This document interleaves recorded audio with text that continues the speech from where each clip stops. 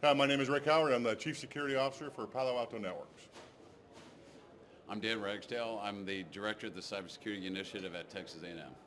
So one of the best panels so far at this event was the panel on the crypto wars, the second crypto wars that we've seen in our nation's history. And you and I have been arguing about this for a long time. Yes. So what did you think about it? So I thought there was some amazing insight, and I think having the folks that were there during the first crypto war here to share their insights, and the amazing thing is the issues have not changed at all. Not at all, yeah. I mean, there's some of the technology has changed, some of the approaches have changed, but really it's the same difficult issue, this tension that exists, in real tension that exists between security and privacy, and I thought they spoke to it, extremely well. I think the issue that emerged in this, and this is the first time I've heard this, that there's an and component to this, right? There's not, you can do one or you can't do the other.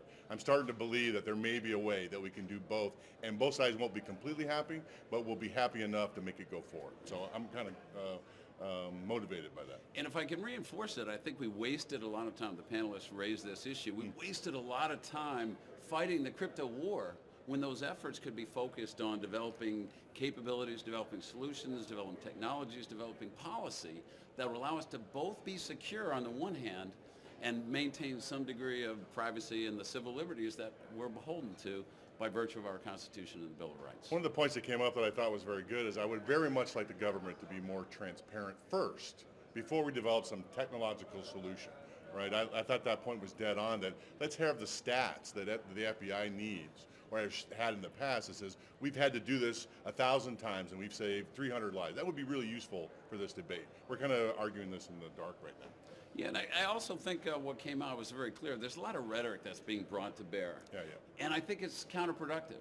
I think we have to try to maintain our objectivity about what is in the realm of the possible in terms of technology and what is in the realm of the possible policy and procedure-wise. And what's great about this event, all right, is that we're a set of security people that are only some of the few in the country that have the wherewithal to even have this debate.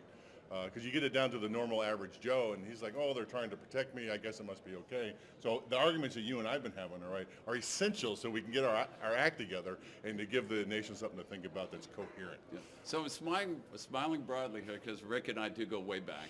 And I was on one extreme of this argument, and he was on the other extreme. And I will acknowledge before God and everyone that I have moved much closer to Rick's side of this argument. And I sort of acknowledge that I've come closer to him. Okay, right? but you know.